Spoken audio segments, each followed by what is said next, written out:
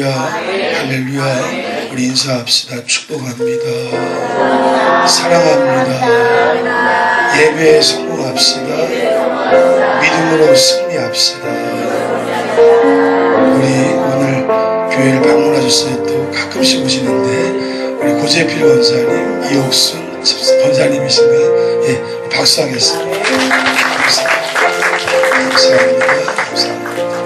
자, 오늘 이 오후에 예배 자리에 나와 있는 여러분들의 따라해보죠. 믿음이 갑이다. 주일을 성수하는 것 오후 예배까지 드릴 때 하나님이 더 기뻐하실 줄로 믿습니다. 다시 인사합시다. 예배에 최선을 다합시다. 자, 우리가 목적이 이끄는 삶을 통해 배웠는데요, 이 앞에서 처음 부르는 찬양을 부르면 어르신들은 좀 힘들 수도 있어요.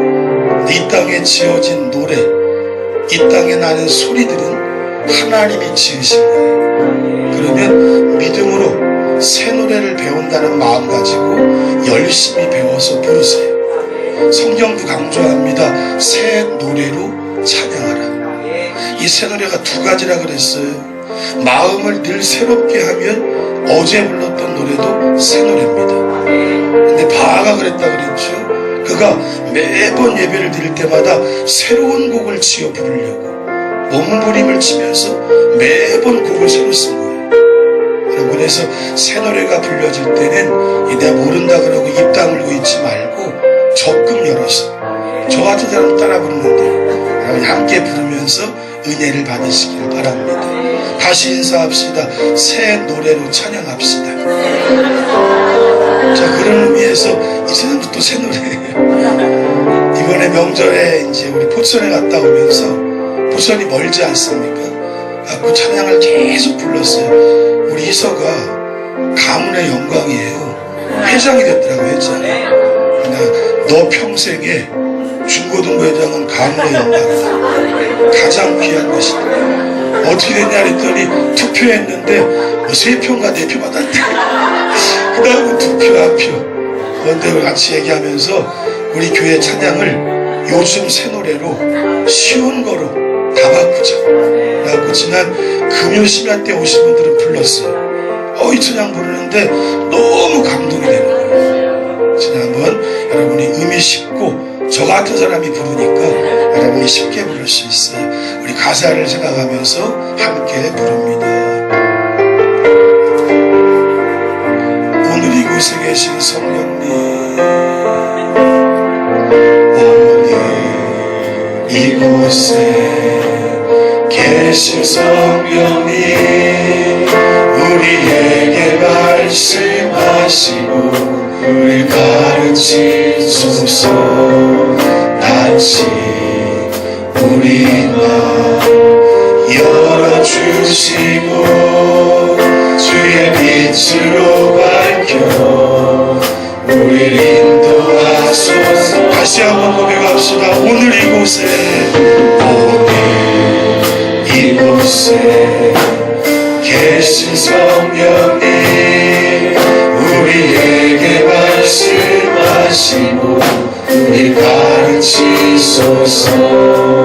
같이 우리 마음 열어주시고 주의 빛으로 밝혀 우리를 인도하소서. 주님보다 앞서지 않고, 주님보다 앞서지 않고 겸손하게 주님의 말씀 기다리니 주님 손에 우리 드립니다. 사랑으로 인도하소서. 다시 처음부터 한 번 더 부릅시다. 오늘 이곳에 계신 성령님, 우리에게 말씀하시고 우리를 가르치소서. 같이 우리 마음 열어주시고 주의 빛으로 밝혀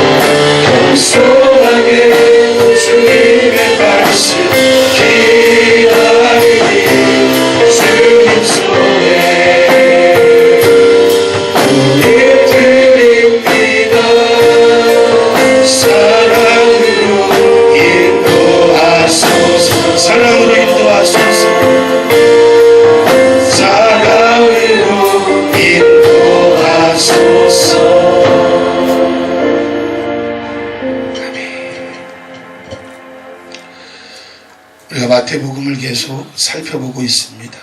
지난주일부터, 지난주가 아니라 그 전주지요. 그 전주일부터 오늘 본문의 말씀을 통해 주님은 하나님의 의가 무엇인지를 말하고 싶어 하세요.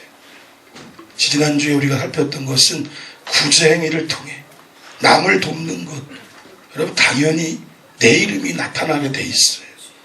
그것에 위험성이 있다는 것이, 내 힘으로 누군가를 도왔다면 그를 살려내고 내게도 복이 되어야 하는데, 내가 영광을 가로채버리면 하나님의 복은 나에게 있지 않아요.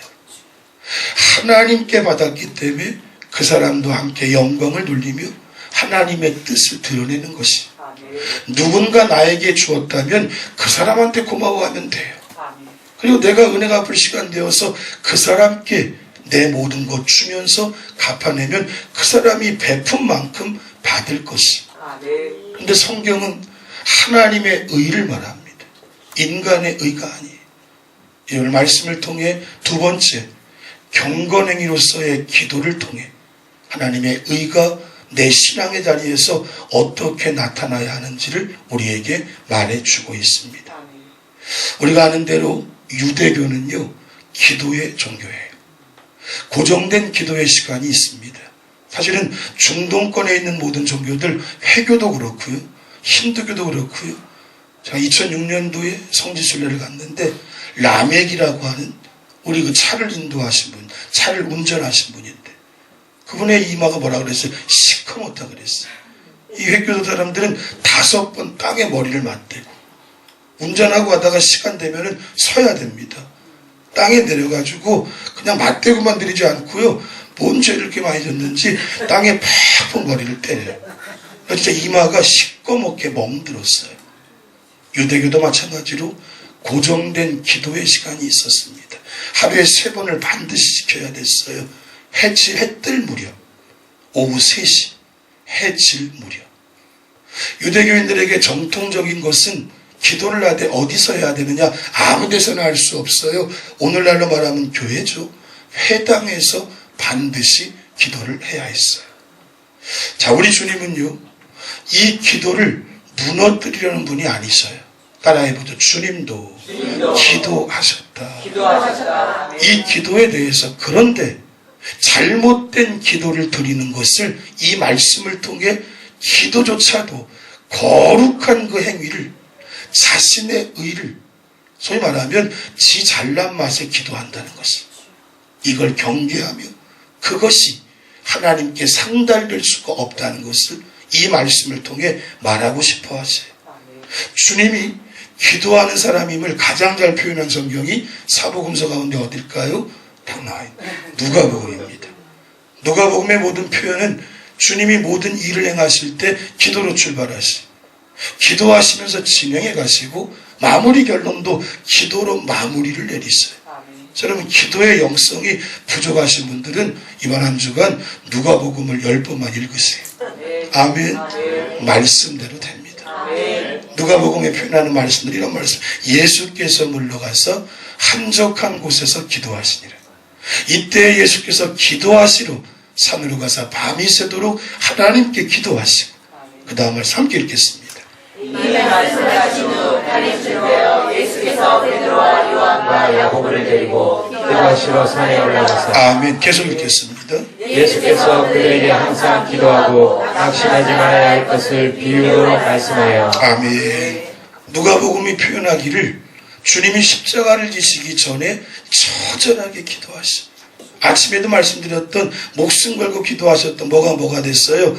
땀이 땅에 떨어지는 핏방울 같더라. 이게 누가복음에서 나오는 표현입니다. 주님은 이렇게 목숨을 걸고 기도하기 위해 몸부림을 쳤어요. 자, 그런데 주님의 이 기도하는 모습을 가장 본받기를 원했던 공동체가 초대교회 공동체였어요. 그들은 모일 때마다 기도했고요, 개인적으로도 기도했고, 특별히 박해 시대에 카타콤에 들어가서, 여러분 이 어딥니까? 이탈리아에 가면 카타콤이 있어요. 제가 들어가 봤는데 굽이굽이, 너무 이게 길이 어떻게 뚫려 있는지 몰라서 로마 병정들이 핍박하기 위해서 찾으러 오면 도망쳐야 되니까 그래갖고 아직도 못 나온 사람이 있어요. 이게 미로처럼 돼 있어요. 가이드가 그렇게 설명하더라고요. 아직도 못 나온 사람들이 있대. 근데 그들은 매일매일 기도했어. 기도의 대표적인 주자였던 사람이 초대교회를 불길처럼 일으켰던 베드로와 요한인데요. 함께 읽읍시다. 그 전 말씀 읽겠습니다. 제9시 기도 시간에 베드로와 요한이 성전에 올라갈세. 아멘. 베드로와 요한은 초대교회의 사도였으며 교회의 리더들이었어요. 리더가 이렇게 기도하며 목숨을 걸었으니 평신도들도 역시 기도하기 위해 최선을 다했다는 거지. 지금 성경으로 채택되진 않았지만 이 제자들의 교훈집인 디다케라는 이 책이 있어요. 8장 3절에 이렇게 말합니다.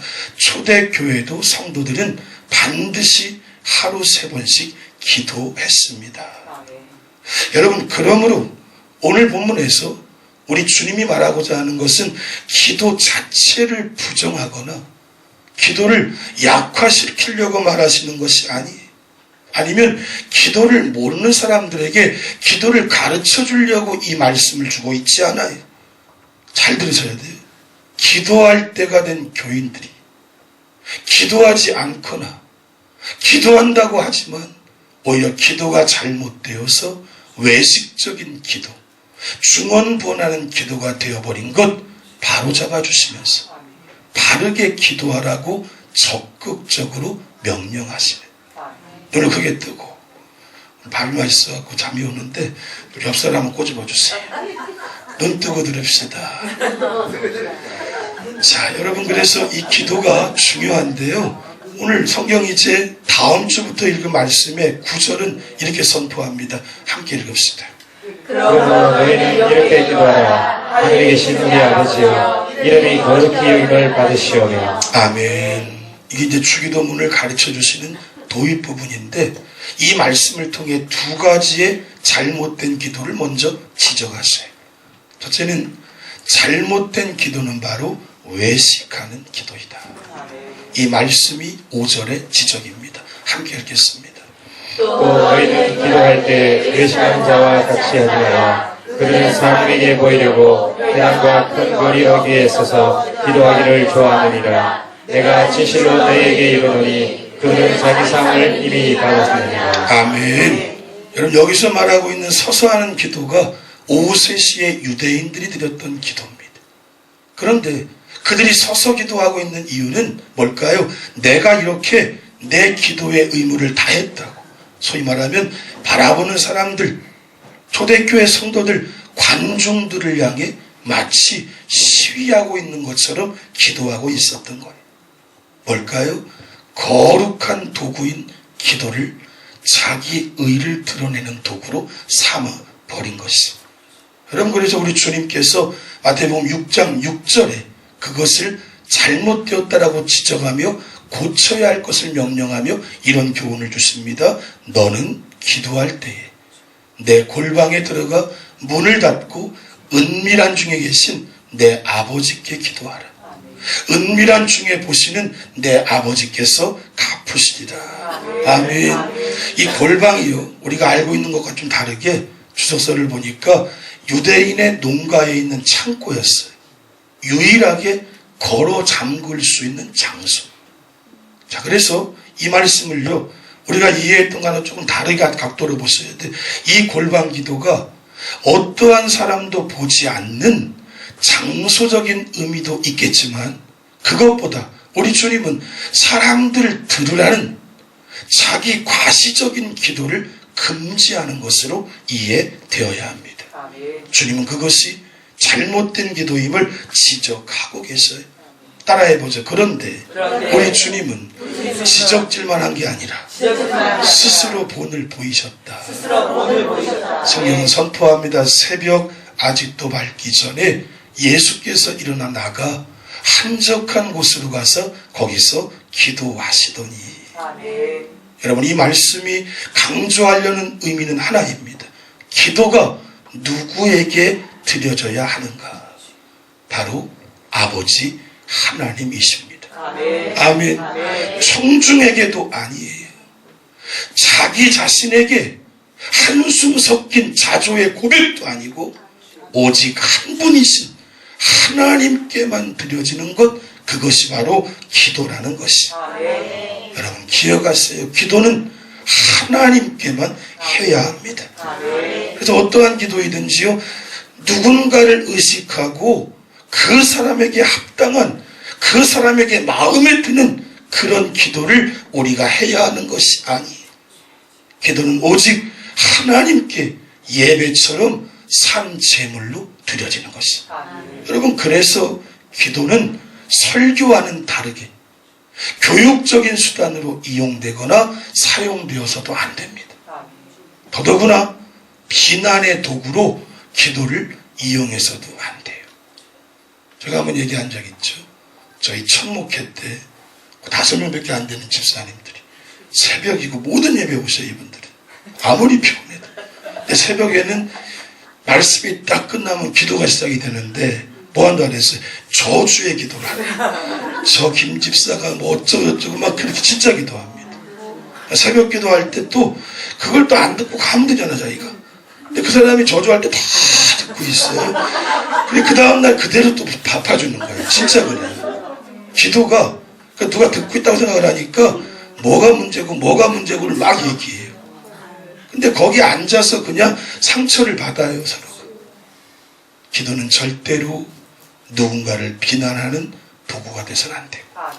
또 한 가지는 여러분이 하는 기도가 뭘 교육하려는 목적으로 해도 안 돼요. 그것도 역시 자기 의를 드러내는 수단에 불과합니다. 이 사실을 명심하시고요. 오늘 말씀 속에 주님이 두 번째 지적하시는 잘못된 기도는 바로 중언부언하는 기도입니다. 자, 오늘 말씀 7절 읽겠습니다. 또 기도할 때 이방인과 같이 중언부언하지 말라. 그들은 말을 많이 하여야 들으실 줄 생각하느니라. 아멘. 여러분 이 말씀에서 중언부언이라는 말의 의미는요, 그 당시에 이방인들이 가지고 있었던 소위 말하면 신관을 전제로 나온 말씀이에요. 그 당시에 이방인들은요 범신론을 추구했어요. 이 범신론이라는 얘기는 신이 너무 많은 것이. 오늘날도 역시 마찬가지. 가끔 여러분 믿음 없는 사람들 그런 얘기잖아. 하나님, 부처님, 무슨 뭐 수녀님 뭐 다 부르잖아. 그 당시에는요 신의 이름이 300개 이상의 신이 있었다 그래요. 그래서 그들이 중언부언하는 이유는 신의 이름을 다 불러야 돼요. 왜냐하면요 신의 이름을 다 부르는 이유는 어떤 신이 내 기도를 들어줄 줄 몰라. 그러니까 말을 계속해서라도 그 중에 하나 걸리면 되는 거죠. 그래서 그걸 다 외워가지고 여러분 지금도 회교권의 사람들이 기도문을 달달달달 외워요. 우리 기독교인들처럼 별로 노력하지 않는 종교도 별로 없어요. 다 해주신다고 하니까요. 근데 다른 종교는요 기도하면 엄청 합니다. 불교 열심히 하다 오신 분들 계세요? 우리 교인들은 없습니까? 그럼 뭐 108번 절하고 막 조금 더 기도하려면 3000번 절하고 다리 다 깨지고 막 그러잖아요. 근데 바로 이렇게 그들이 말을 많이 하여야 들으실 줄이라는 이 구절의 뜻은 내가 하는 말의 설득력을 가지고 내가 하는 말의 어떤 뭐라 그럴까요? 크기를 가지고 신을 움직이려고 하는 내 정성이 간합되는 어떤 기대치를 가지고 하고 있는. 그러면 아니 왜 그 사람들이 많은 신들의 이름을 부르면서 그렇게 헤맬까? 실상은요 신이 있다는 확신이 없기 때문이에요. 오늘 크게 뜨고 이 말씀을 들으면 잘 들으셔야 돼요. 여러분이 기도하지 못하는 이유는 하나입니다. 하나님이 있는지 없는지 감이 안 오나, 이 양반이 날 도와주는지 나를 벌하기만 하시는지 몰라. 기도를 못하는 이유는 결정적입니다. 이렇게 많은 신의 이름을 부르지만 그들이 존재하는지의 유무를 속으로 깨닫지 못해요. 그래서 말을 많이 하고 있는. 그러면서 뭐 하는 걸까요? 말을 많이 하는 것도 오늘처럼 양강사처럼 막 빨리 하는 분도 계시고 미사여구가 많으면 더 많이 할 거 아니에요. 근데 그러지 못하면 말 몇 마디 못 할 거 아닙니까? 이게 바로 자기 열성에 의존하는, 이게 자기 의인 것이. 저같이 건강한 사람은 불교인이라면 3초 한 번 할 수 있죠, 넉넉하게. 근데 다리가 얇은 대훈이가 기도하려면 얼마 안 될 거잖아요. 다리가 얇은 거 모르지, 저보다 더 잘할지. 그러니까 자기의 힘과 능력과 의에 따라 기도하는 모습, 양이 달라지는 것이 바로 기도가 자기 의를 드러내는 도구로 만들어 버리는. 오늘 본문에서 예수님은 우리의 기도가 이렇듯 정성을 들여서 자기의 의를 드러내는 것, 이것은 잘못된 기도임을 지적하고 있어요. 그 말씀이 6장 8절의 말씀입니다. 함께 읽겠습니다. 그러므로 그들을 본받지 말라. 구하기 전에 너희에게 있어야 할 것을 하나님 너희 아버지께 아시느니라. 아멘. 신에 대한 확신도 없이 횡설수설 중언부언하는 그들의 기도 본받지 말라는 것이, 하나님은 우리들이 구하기 전에 무엇이 우리들에게 필요한지를 더 잘 알고 계십니다. 따라해보죠. 이것이 다른 신과 결정적으로 완전히 다른 모습이다. 성경은 강조합니다. 그들이 부르기 전에 내가 응답하겠다. 그들이 말을 마치기 전에 내가 들을 것입니다. 요한일서의 말씀 읽겠습니다.